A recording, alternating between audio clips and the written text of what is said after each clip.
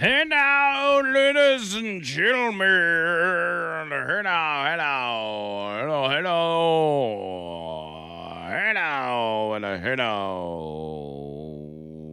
Welcome to our number 4 of the line. Man, the show has flown by. How about that, man? We done been through 3 hours, cool?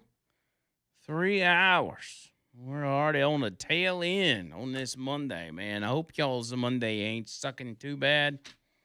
And y'all are doing all right. I hope everybody's doing all right. If you want to get in on the show in this last hour, here's a way to do it: 205 545 9950. That's a 545-9950. Make sure you download the app too, man. Y'all don't forget about that. Download the old Talk 99.5 app. Easy to find. Just type in Talk 99.5 on your app store. Bada bing, bada boom. There it is. Free app. Doesn't cost you nothing. And you can be hanging out with us wherever you go. And plus, I said this earlier, but when you pull up the app, at the top of the page is actually our YouTube feed. So if we're live, when you pull up the app, you can watch us in studio live right there. And you can even hop on there and comment and chat with us. I try to keep the 99.5 YouTube right there on my my streaming phone, so I can see ya. So I can see y'all. All right, let's go with Deep South Construction Pros, shall we? Deep South Construction Pros. These guys, they provide an essential service when it comes to those of you that are homeowners, or if you got a rental property or whatever, anything with a basement or a foundation. All right, this is for you. I'm talking to you. With all the rain that we've seen over the past couple of weeks, a lot of y'all have ended up with moisture in your basement or in your crawl space. And you got to understand that moisture, once it gets in there, it's really got nowhere else to go. So it just kind of hangs out and evaporates or whatever. And it ends up turning into mildew and mold and all kinds of nasty stuff. And if it's a lot of moisture, it ends up, causing foundation issues. And you start to see it in the floor. And then maybe it, gets worse over time. You end up maybe soft spots in the floor, and you're like, oh no, that's not good. Don't just let that happen. Don't let it get bad, first of all. If you've got that musty, moldy smell in the basement, go ahead and talk to these guys about what it is you need to do or what they can do for you about solving that problem once and for all. Because that's what they do, man. It's just one time. Once they get that thing waterproofed and or they get your crawl space encapsulated, that's it, man. That's one less thing you got to worry about. But also, if it has gone too far and you're ended up with foundation issues, and maybe it's not even caused by the moisture, but other issues, things have happened. You've got cracks in the brick, you've got walls and floors that are separating, you got windows and doors that don't open and shut like they used to. Just, noticing some weird things like that. Have them come out and scope it out themselves to see if maybe some foundation issues are there, because they creep up on you, honestly. We're not always paying attention to that stuff. We all got busy lives, and these guys are absolute pros. That's why I put in the name, pros. Deep South Construction Pros, because they're pros. Same thing with the lintels. I talk about garage doors with my buddy Mike Miller. The lintel gets to sagging sometimes. And if you notice that, then that is a foundation issue as well. Get in touch with these fellas, man. I'm telling you, even if you just want to ask them questions about what exactly the process is or anything else, if you've never done it before, go with it. Ask them anything you want, man. They're Alabama born and bred, and they're proud of it. They're proud of serving the community. They're proud of spending their money in this community right here in Alabama, putting back in the local economies. They really pride themselves on that. So be a good neighbor. Let them be a good neighbor. Call them up. Let them know I sent you. 256 305 1854. That's 256 305 1854. And their website is deepsouthconstructionpros.com. Deepsouthconstructionpros.com. So this new Nick Shirley expose is quite fascinating. So what you have here, and I'll read it to you according to the Muckraker Foundation, which is his his organization. You have Dominican immigrants, legal or illegal.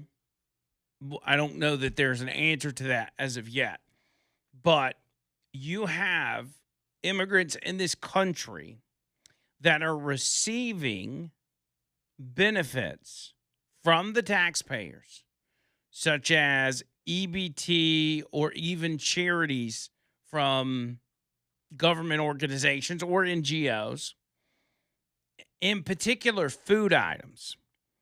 And what they are doing with these items is they are loading them up into big containers, like big, 50-gallon barrels and different kind of containers, loading them up and then shipping them back home to where they're from, where the individuals back home, friends or family or whoever, put them into their bodegas, into their stores, into their grocery stores, into their corner stores, put them on their shelves and resell them to the locals in those communities. So they're taking your tax dollars that is meant to benefit lower income families to help them make ends meet so they can put food on the table. We're all for that. But instead, they're using the welfare to make money. You hear me? I want you to hear this. So this is out of the and this is one case out of one town.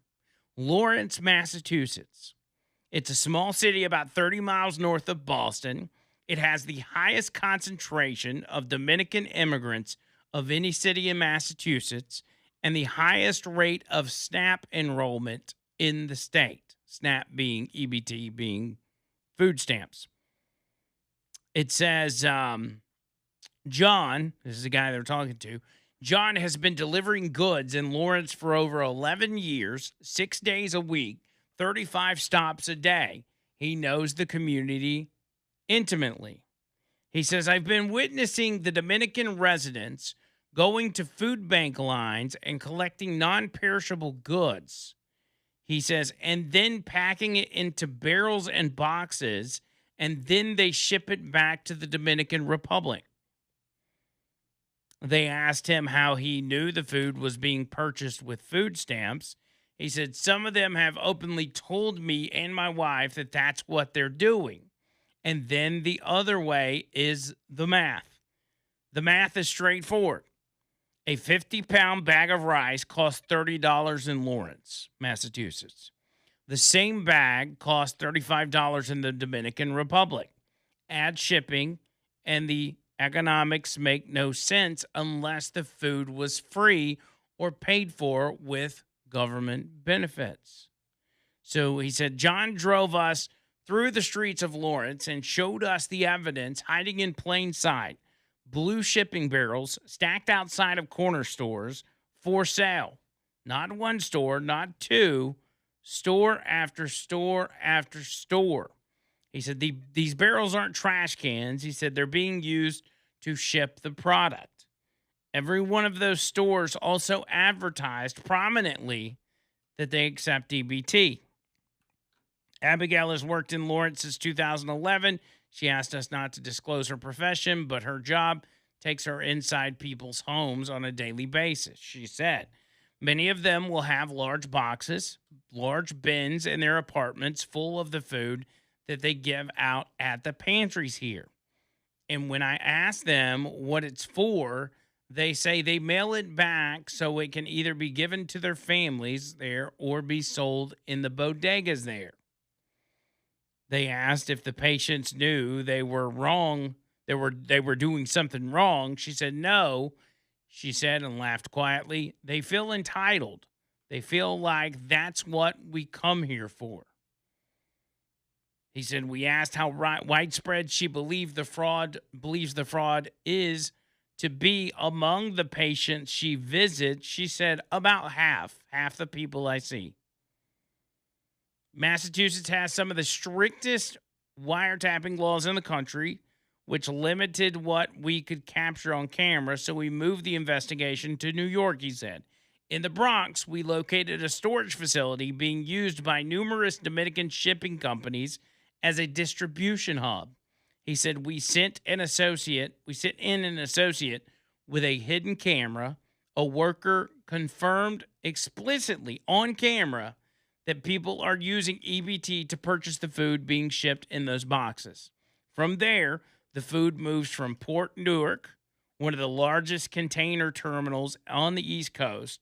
It is from Port Newark that tens of thousands of pounds of food, likely amounting to millions of dollars, is loaded onto ships bound for the Dominican Republic. And then they said inside a small bodega in Santo Domingo, Dominican Republic, a shop owner told us on camera that the inventory is purchased with EBT cards in New York. The prices on the shelves told the same story. The food was selling for roughly the same price as it does in the U.S. After shipping costs, that price only makes sense if the food was obtained for free. He said at a second shop in Santo Domingo, the owner told us she gets her inventory from churches in New York City and that when she goes to collect the food, she uses her Dominican ID and her mother's American address.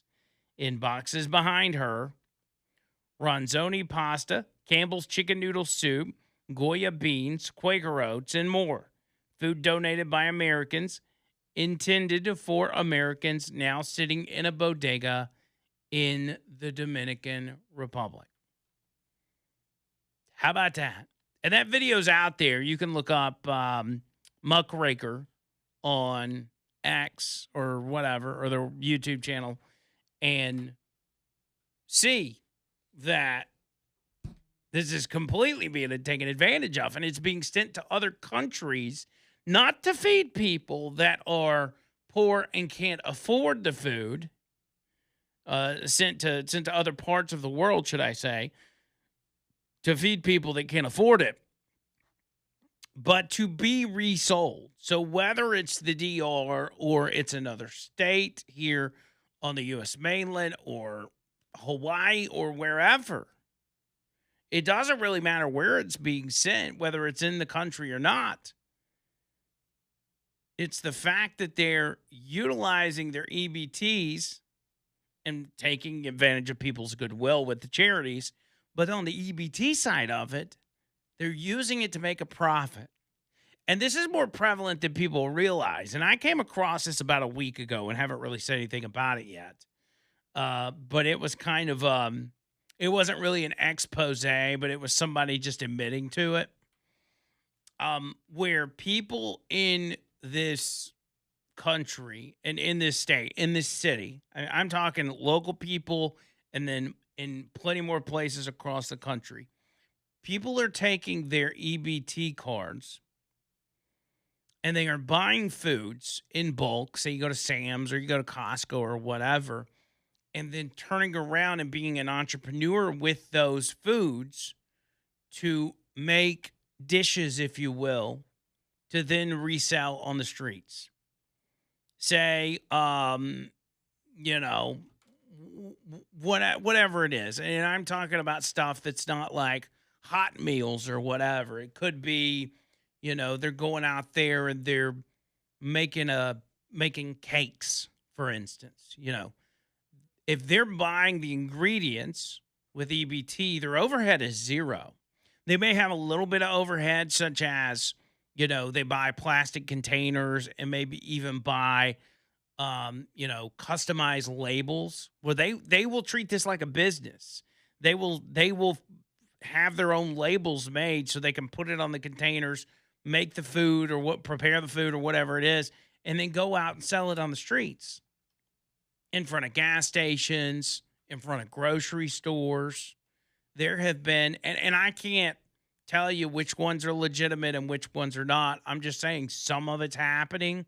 There have been instances that I've heard of personally where they go and they take these food items that they have cooked up themselves that may be like, say, candy related, or it might be um there's one I see popping up all the time on social media where they basically take jars of fruit, say it's sliced pineapple, right?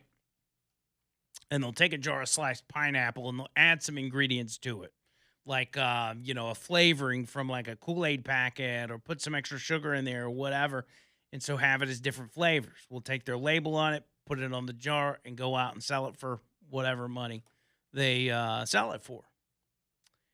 And in some of these cases, from what I saw people admit, their ingredients for these products are being bought with EBT cards. So they're taking the EBT that's meant to help them make ends meet, and they're turning it into a business. And that's happening in our communities, not just in Lawrence, Massachusetts, or in New York. And this is something that is, dare I say, it's kind of fairly recent. I don't know about the Dominican thing, how recent that has popped up. That's probably been going on a while. But there is a trend where people have started to find a way. And all of this, again, if you're making this stuff and you're selling it out of the back of your car at a gas station, you're not paying taxes on it. So not only is your overhead very minimal, but you don't have to pay taxes because you're just dealing in, Venmo and Cash App and people paying cash. You going from spot to spot selling this stuff. There's no health inspection. There's none of that. There's no safety precautions, no safety oversight, and making money. You got to appreciate the entrepreneurial spirit, but at the same time, you've got taxpayers funding your business. And that's something that nobody's talking about, but needs to be looked into, because this is another large problem of fraud. And we know welfare fraud has been going on in this country for a long time, whether it's SNAP, people sell their SNAP benefits or whatever. But this is kind of a new wave that I don't think anybody's really seen before or anybody's talked about, that's happening all over the place. So keep your eye out. You're going to see that. You're going to see videos on social media, or you may even see these people for yourself out here hustling, making some money off of products that they were able to, in their mind, obtain for free. 205-545-9950. I got more on that and much more coming up right after this. Hang tight.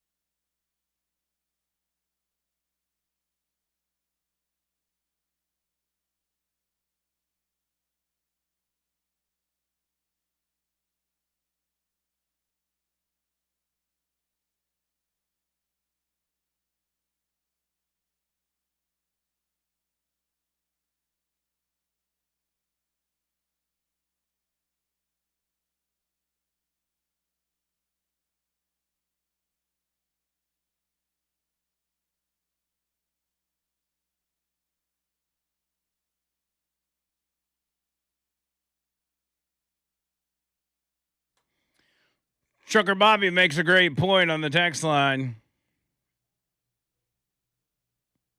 He says, no wonder we're $38 trillion in debt.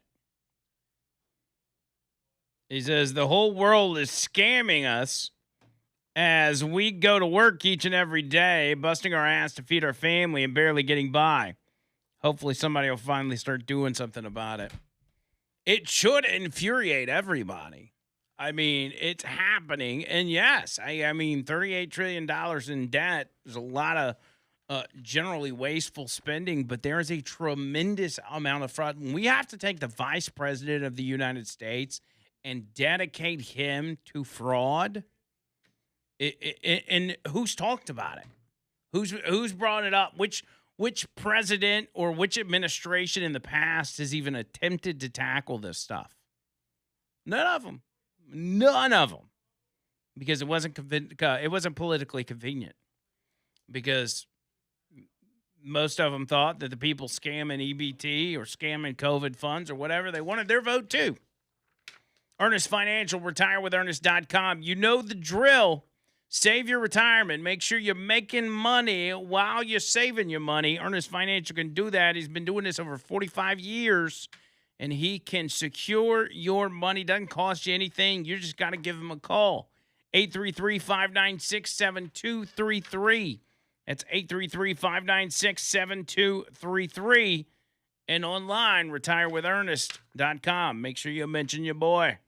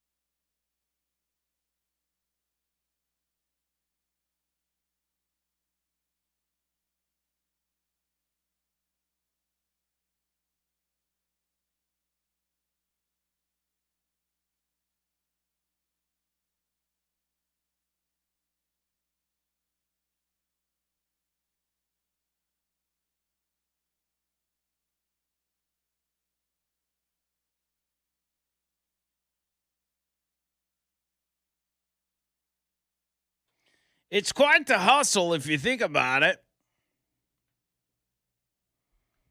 For those of you out there that are business owners, imagine what it would be like if you were able to get your products for free. You literally had a card that was given to you where you could just go to your supplier, swipe that card, and get your stuff for free.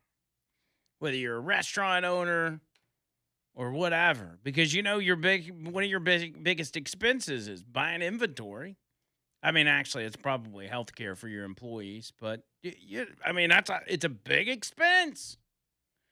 Is buying your products, and there's people out there running businesses that don't pay nada, or at the very least, get a $700, $800, $1,200 discount per month on their supplies. Steve says on the text line, I don't know, and Steve, who said that? Somebody said it. Joe. Joe says, I've seen Mexican women selling those colored juice-looking drinks from the parking lot of the Mexican grocery store on Green Springs. Somebody else says, Joe also says, I wonder if some taco trucks are supplying their inventory with EBT. Also, these women that are selling tamales out of their cars. And I would, again, don't know anything about what they do, where they get their products or whatever, but it's probably worth asking people that are selling products, especially food products or any kind of consumables, out of their car in a parking lot. It's probably worth asking, like, where'd you get that from? It's like when somebody comes up to you in the parking lot, it's like, hey, man, I got a laptop, dude. I'll sell you on the low. Is your first thought, well, they probably bought that laptop themselves with their own money? No, that's not your first thought. Your first thought is, that laptop is hot. But in these cases, it's not that it's being stolen per se, although it is being stolen. You gotta think, like, if you're doing the math here, why are you selling it out of your car? Where are you getting it from? And these people are making a ton of money. And they're advertising. So I saw this video, and I had never really thought about it or ever even seen this stuff, but it was one of these mukbang videos where it's, there's so many videos out there of people just eating like absolute slobs in their car, and they're doing ASMR, or they're just like, oh, let me try the new Chili's cheese fries or whatever, and they sit there and they just eat in their car, and it's all over their face and all over their lap and whatever. It was one of those videos, and it was this little scrawny girl, and she's sitting in her car, and she's like, let's try a seafood boil I just bought off of Facebook Marketplace. And she has a big tin. It was a bag, of seafood, and she's got a big tin, and she dumps it out, and she's mowing it down, talking about how good it is. And she's like, oh, yeah, I bought this, found this on Facebook, and it went over to the guy's house and bought it, and, and it's great and wonderful. And I'm like, wait a minute. People are selling food on Facebook, like I'm talking like a restaurant sells food. Like you call it in, you go pick it up, like they're cooking it at their house, and you're just with no regulations whatsoever. No idea if they even wash their hands or anything, or who they are for that matter until you get there. You going and buying food? I think if you're selling food just as a random individual, not as an actual business, even though I don't know that businesses really sell food like that, like a seafood boil, like hot food.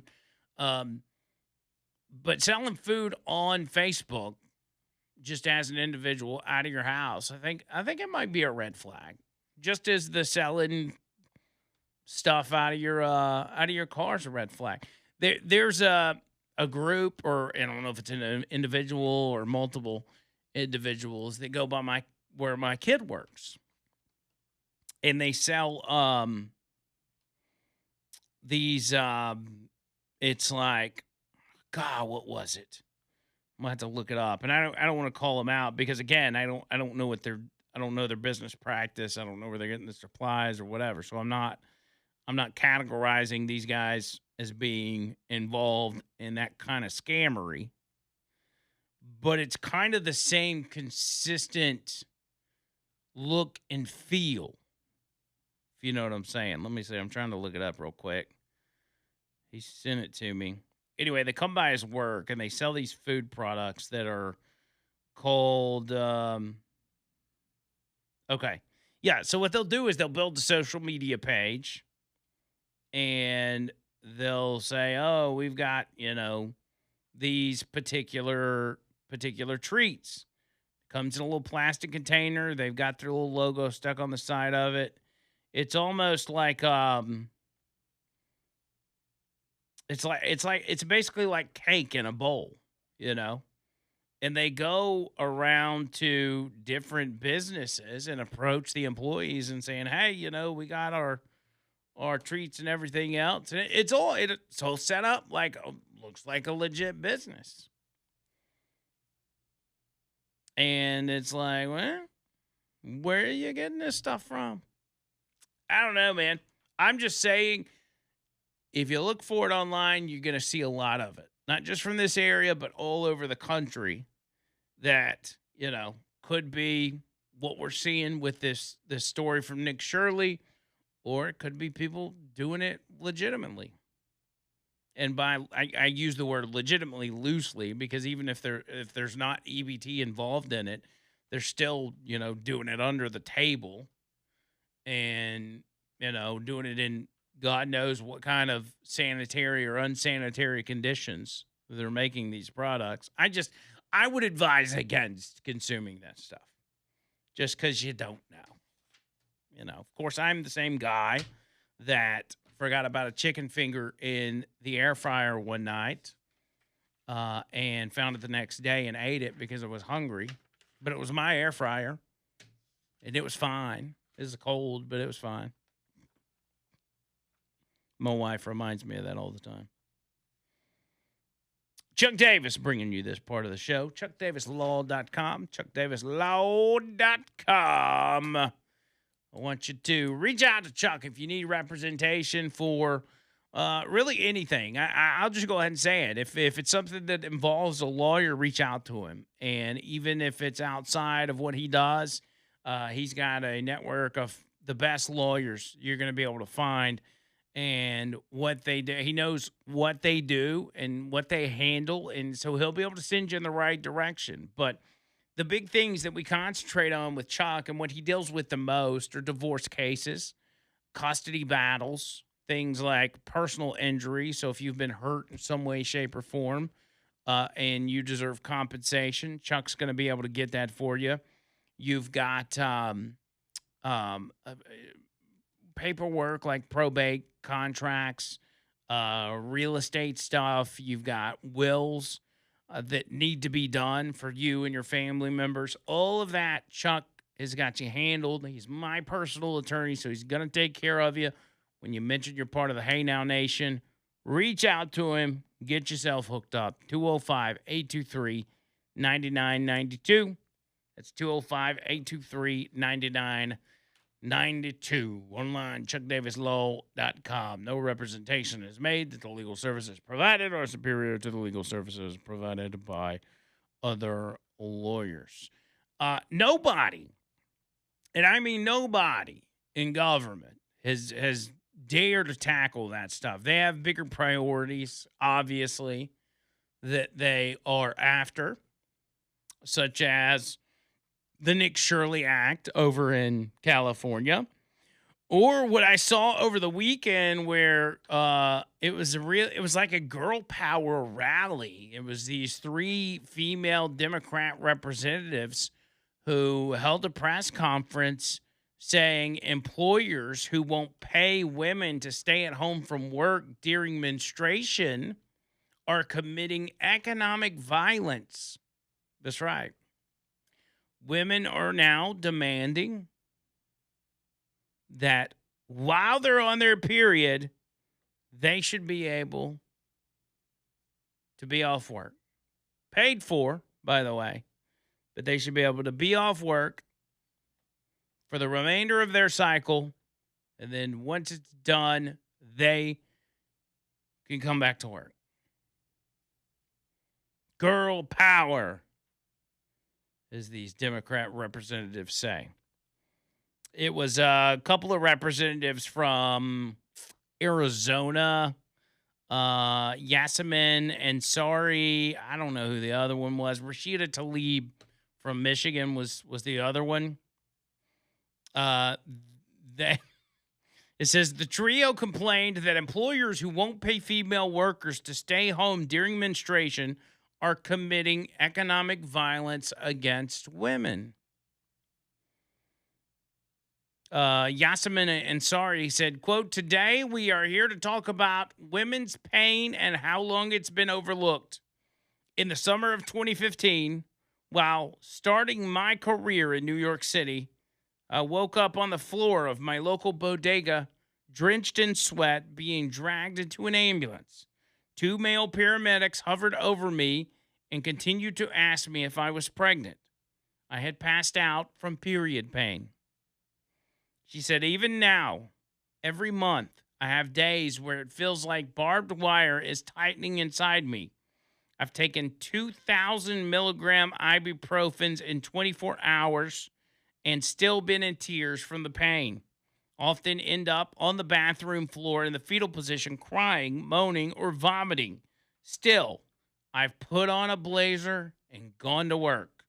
I've sat in committee hearings, nauseous from the pain, quietly breathing to make my way through it. I've given speeches at rallies and run town halls while my body was in full revolt. I've smiled for photos while silently wondering if I might faint right then and there. In fact, about 15% of women have period pain so debilitating that it disrupts work or school. That is no small number, and yet we are told to suck it up. It's why during Women's History Month, I've introduced legislation to give workers up to 12 days of paid leave a year for reproductive health. This would cover period pain, yes, but also menopause symptoms, IVF miscarriages, endometriosis flare-ups, and more. She says, "I'm here to speak to the thousands of women in southern Arizona who are tired of being ignored. They are tired of having their pain minimized. They are tired of a healthcare system that treats women's bodies like an afterthought." So, and I don't in any way dismiss the pain that women go through on multiple fronts, not just with that time of the month, but childbirth, menopause, like a lot of that stuff's got to be just a nightmare. But I can't help but think that this whole feminism and women empowerment and women can do anything that men can do is kind of like, are we done with that now? Have we moved on? Are we back to saying that women are biologically different and so they maybe need a different set of rules? Or, like, where are we at? Because I'm confused. It's hard to keep up with. It's really hard to keep up with. Because I think it's like, I mean, most of us want to, and I'm talking us as in men, we want to protect our wives, our daughters, our sisters, our moms. Like, we inherently inside of us, well, except for a lot of Democrat soy boy men, we have this inherent desire to take care of and protect the women in our lives. Like, that's what we want to do. We don't want to push them out into situations that are dangerous or, you know, unnecessary or anything like that. Like, we want to take care of them. But we have been told over and over and over that women can do anything that you can do and can do it better. And that they're even superior. And that women need to be in this position and in that position and in this and in that. And now it's like, yeah, but we need to be able to have some extra days off every month, and we need this and we need that accommodation, and it's kind of like, okay, and we don't get paid as much as men, and it's okay. It's just, I'm just saying, I'm not trying to get off in the weeds in this, but it's just a little confusing. And historically, as everybody knows, Democrats are incredibly hard to keep up with because the narrative changes almost on a daily basis. But we just we need just 3 weeks a month you want to work. And like, what are we gonna do while you're gone? Do we find a man to take your spot while you're gone? Is that inappropriate? I don't know. But you might need to figure it out. Hey, men deal with problems too. Men deal with things such as low T that has them dragging, that keeps them from putting it all together. Now, I'm not tying that to periods, but it does cause a tremendous problem for men when there's a situation like low testosterone. That's where Alabama Men's Clinic comes in. So for you guys that have not set an appointment at Alabama Men's Clinic for that consultation and to see where your T levels are at, I want you to do that. I'm actually probably in the next week or so, I'm going to be back up at Alabama Men's Clinic. I'm going to go ahead and have them run some tests on me. I don't know if there's an issue or not. There may be, there may not be. But I would like to know what the levels are. And this is what I'm going to encourage you to do as well. Go to alabamamensclinic.com, set yourself an appointment, and just see what the results are. You're going to know what they are before you even leave. So you'll know where you're at. And if there is an issue, maybe your T levels are a little low, they're going to be able to come up with a plan customized for you to make sure you get put back on track. And I'm telling you, you're gonna feel like a new man. If your levels are off and they can get you straightened out, you are gonna feel like a whole new person. And not only are you gonna be able to tell, but your wife's gonna be able to tell, your family's gonna be able to tell, your coworkers are gonna be able to tell, and you're gonna be living your best life. 205-598-7000 is the number. That's 205-598-7000, or book that appointment online, alabamamensclinic.com.